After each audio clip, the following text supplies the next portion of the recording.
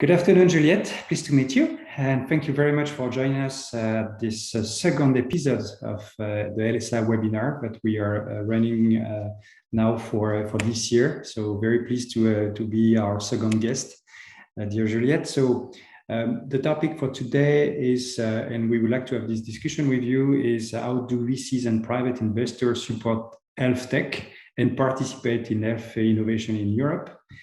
And Juliette Audet, you are a partner and you joined Forbion team in 1999. So I will be very keen to hear, what you do, and then a short description of about you, Juliette. Of course, thank you, Yann. Thank you for having me on this episode of LSAA. So a short introduction of myself. I'm Juliette Audet. I'm a partner at Forbion. So we're one of the large European biotech VCs. We're based in Amsterdam and Munich, with the main office being in close to Amsterdam, actually. And we invest in therapeutics only, and so we do not do the diagnostic part of the health tech or the med tech part of the health tech. And we do that across therapeutic areas, across modalities, and we also do that across the world. So we have a focus on the European investments. So about 2/3 of our investments are in Europe, but 1/3 of our investments are in the rest of the world. And I will say in the rest of the world is also actually largely represented by North America. And we do that across 3 strategies. So we have our first strategy is our early stage strategy, which is called Biogeneration Ventures.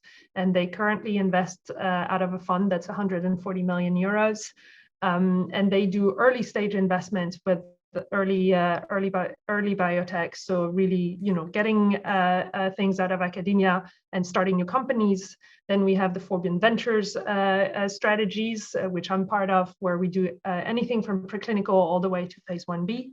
And then we have Forbion Growth that we launched 2 years ago. And that does anything clinical and public. So obviously there's a little bit of overlap in stages, but so we cover really the whole life cycle of drug development.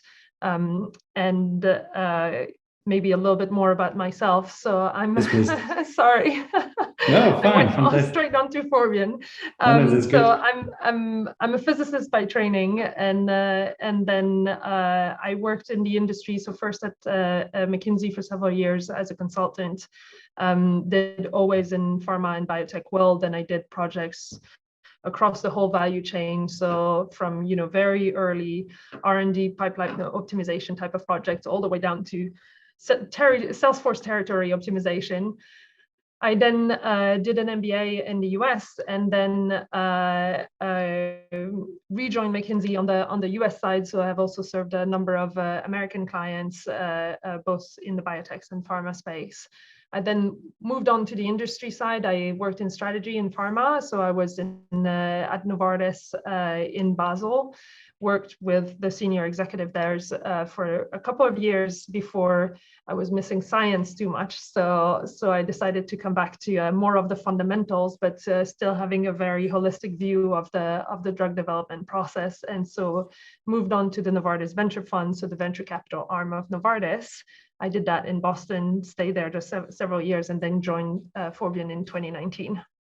Fantastic. And I saw that maybe, let me know, I saw that you've got already a portfolio of, let's say, companies that you are involved with. Can you tell us a little bit more? Absolutely. So the portfolio that I'm building here at Forbion, so we have, 4 companies now. I will talk only about 2 because 2 are still stealth. So I will not talk about those ones. But the first 2, one is New Amsterdam Pharma. So this is a lipid lowering technology that's in phase 3. So we're talking about very large clinical trials and very heavy on the recruitment and so on. So we're now recruiting, about to dose our first patients. So this is a very promising asset. We're very excited about it.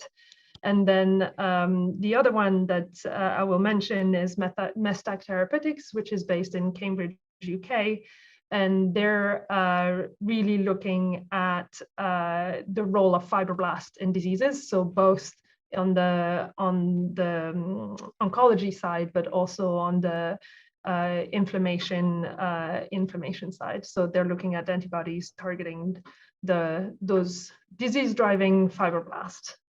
Okay, thank you. So you already introduced Forbion, and thank you very much. But I read that Forbion recently made a big announcement. Can you tell us a little bit more about this announcement?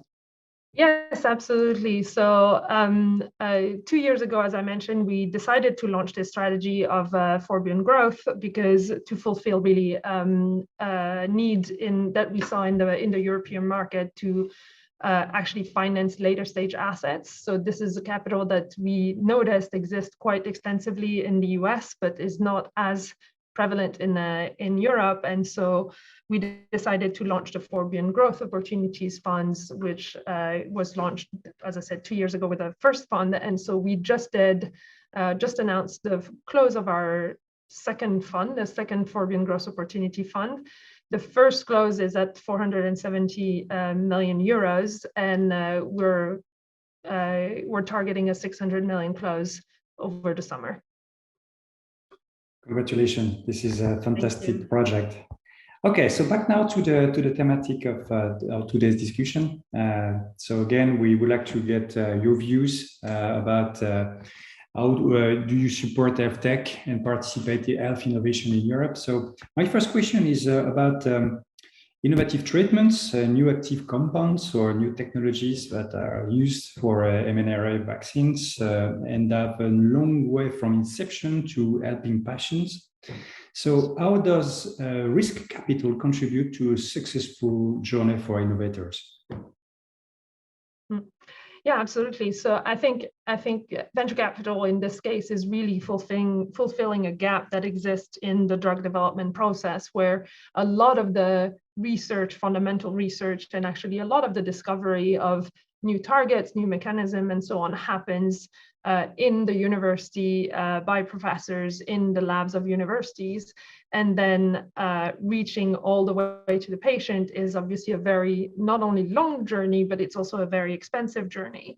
And so I think obviously big pharma have their own R&D and they also do a lot of research and discovery, but there is, I would say, almost like two ecosystems that cohabit at the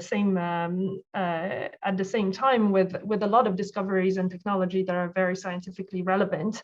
And so our role is really providing the necessary capital, but also, knowledge, expertise, network to actually bring those new technology and new ideas all the way to the patient. And so, I say all the way to the patient, the reality of our of venture capital in biotech is that we usually do all the initial experiments. We bring the compounds through, preclinical development, and then, sometimes some stages of clinical development, and then usually this is the stage where big pharma starts seeing the value in some of those assets, and so might actually buy those assets. So I will say a number of our companies actually get bought by big pharma, and so they're the one ultimately bringing the asset to the patient, because obviously, as you can imagine, there's you require quite a large infrastructure to actually get all the drugs to the patient and manufacture to the right scale, and having the right infrastructure to actually deliver all the way to the patient. But we're kind of fulfilling that gap in between the initial scientific innovation and the bringing it to the patient, because that's quite a number of years and obviously a large amount of capital that's required that a single individual could not do. Thank you. This is definitely interesting. And along the way, many new ideas fail and never make it to the market. What are the most common reasons for that? So if I knew all the secrets, Tell us.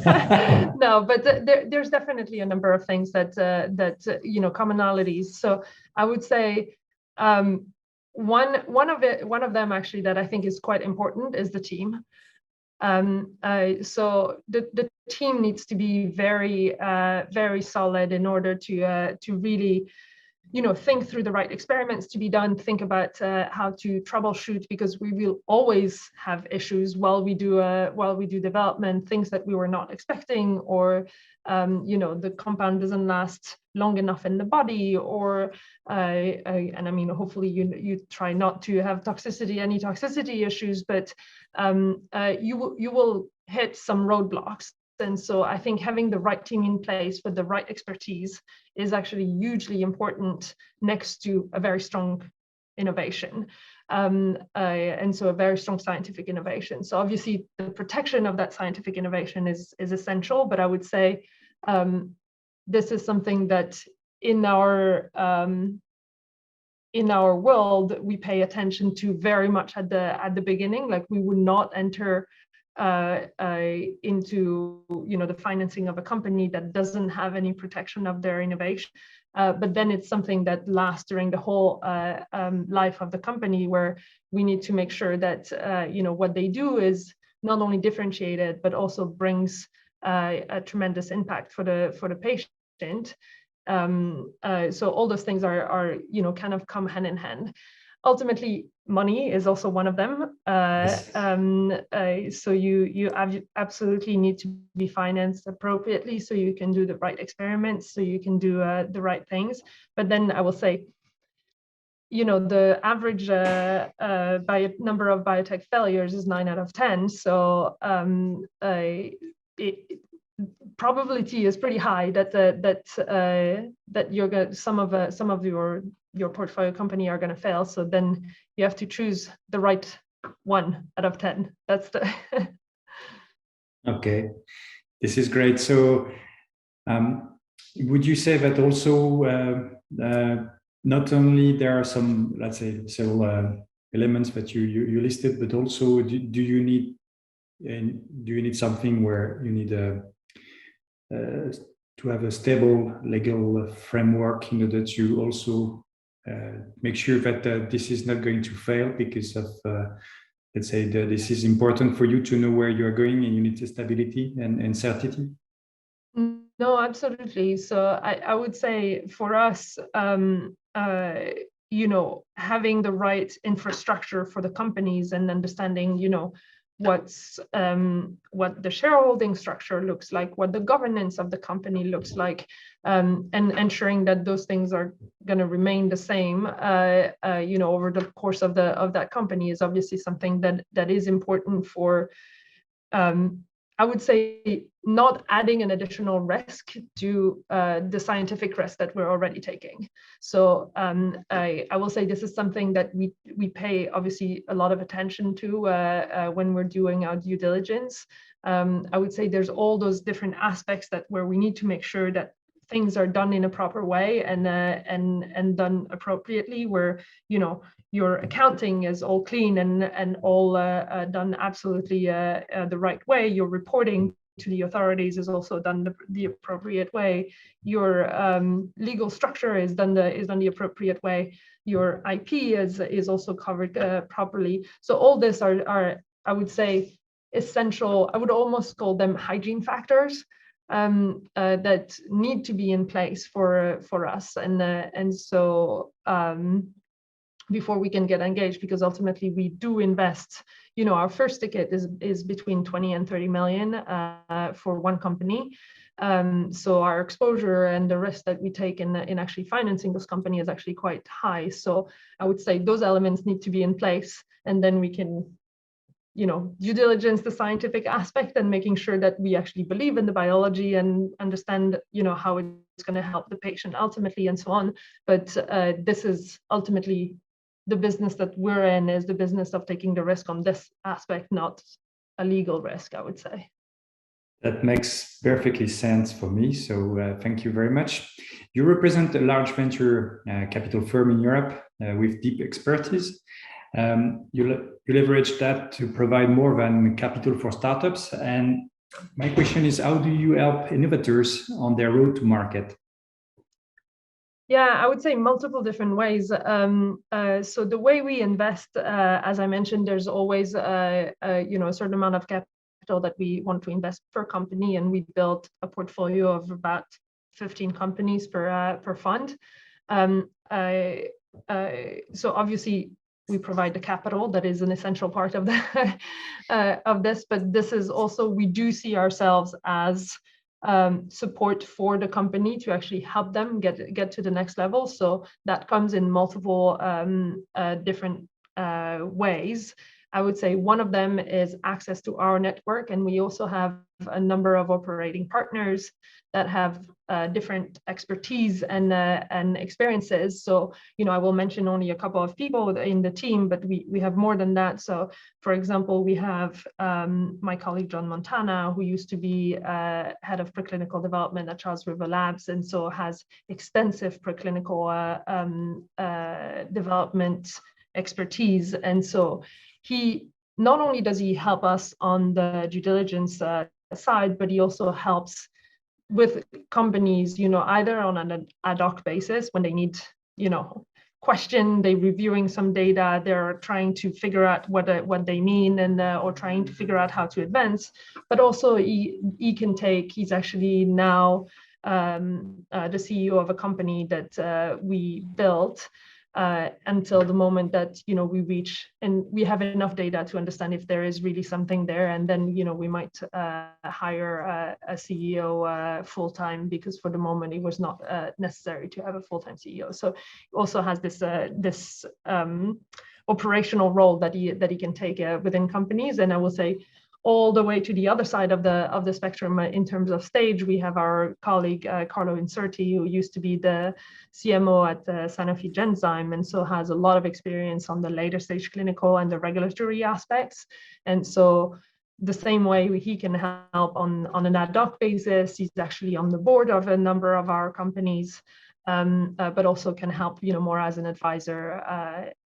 So this is how we're trying to help the companies also to make sure that they get access to not only the capital, but also relevant expertise in their field, and also sometimes a pair of external eyes that is friendly eyes in a sense, that can help them figure out additional ways to solve issues that inevitably are gonna come up.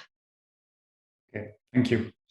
What are the most notable barriers to success for a startup in Europe, and how do you compare this with the USA in order to see if there is, according to your experience, a big gap or differences that we need to definitely face here in Europe?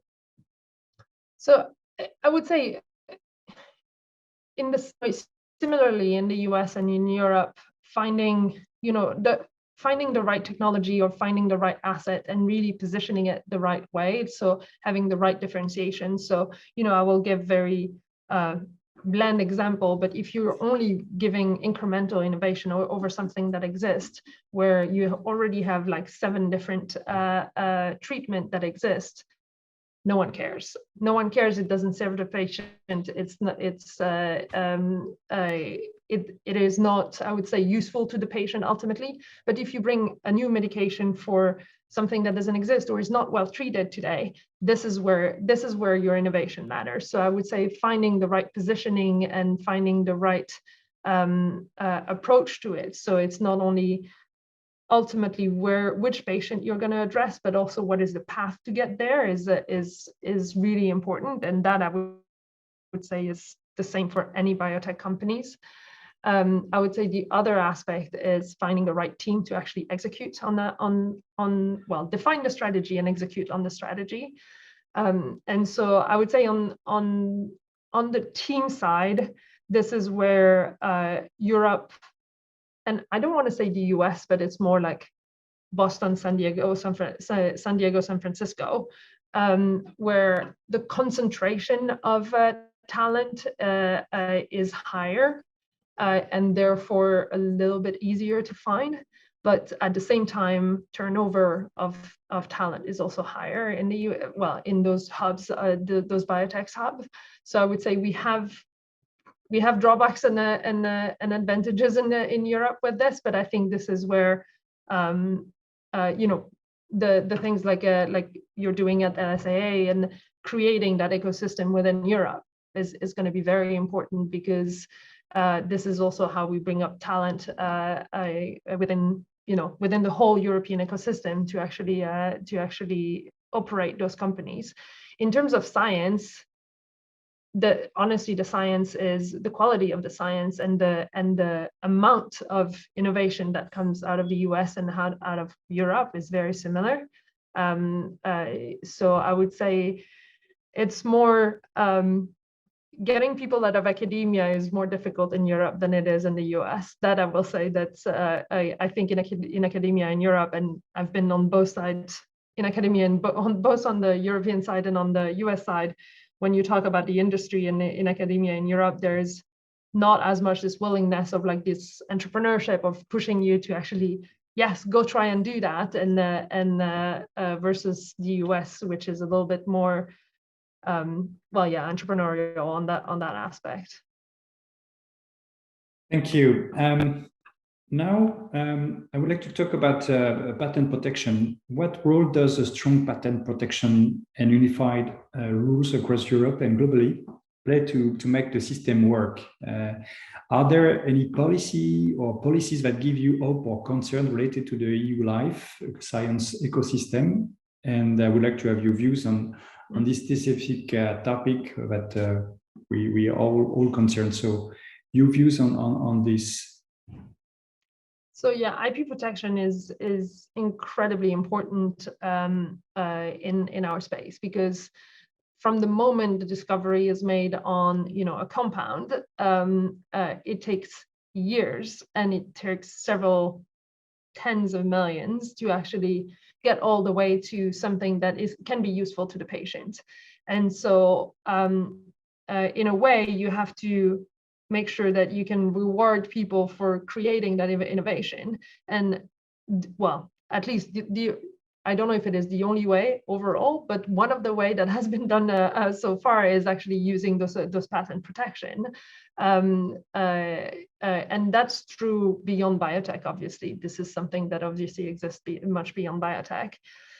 So I do think, for us, for our due diligence, before we invest in a company, this is absolutely a topic. It is an absolute necessity. This is something that we always do have an IP lawyers reviewing the IP position of the whole patent estate of the company on the compounds. And this is essential. So this is one step that ultimately we cannot wire money before we have the report from the IP lawyer, and that we can get comfortable around the IP position of the compounds. So that's to tell you about the importance it plays in our evaluation, and it also plays a very important role, because ultimately big pharma might buy the asset, and you might see big pharma being really interested in an asset and say, well, I cannot sell this because you don't have strong enough patent protection. And so this is the type of things that follows the asset all the way through to the patient. So I think ultimately this is a way to reward innovation, to actually encourage innovation. So it is incredibly important that we have those kind of instruments to actually ensure that innovation is still happening and encouraged within Europe, but also worldwide, obviously. And if you start with that journey and the rules are changing, what will be your position? Well, that just changes tremendously the risk profile of our investments, right? So if we assume that let's go to an extreme case and say tomorrow no more IP, it doesn't exist. Well, if it doesn't exist, that means that we will, in our company, so I will take the example of New Amsterdam Pharma, where we're looking at reducing high cholesterol for patients especially that do not cannot support the treatment with statins. because statins work very well. Like they're very good for many people, but there's a number of patients that cannot take statins. And so you still want to make sure that you can reduce their cholesterol. This is what we're doing. We're spending a lot in, you can imagine, like 9,000 patient trials. That's one of the trials that we're doing. We also have 2 other trials that are underway that are even larger. You can imagine the cost of those trials. This is enormous. And so if there's no IP protection tomorrow, once I get to the FDA and the EMA and to say, here's my drug, here's however the data that I have from all the clinical trial, it is safe, it is effective, you know, has all the right properties. The day after, I can have the, you know, a generic company come and produce the exact same compound and actually sell it. So that means that my capacity, I've spent all that money, and my capacity to actually sell it is, and to actually, you know, at least reimburse a little bit of the creation process that I just went through, is drastically diminished. So the risk profile for me as an investor in this is completely different, because ultimately how you're gonna be able to bring it to patient is completely different. You're not getting into the same competitive situation. Thank you very much, Juliette, for taking this time in order to introduce not only Forbion, but also your, the job at VC and the fantastic, let's say, work that you do for the Healthtech and participate in the health innovation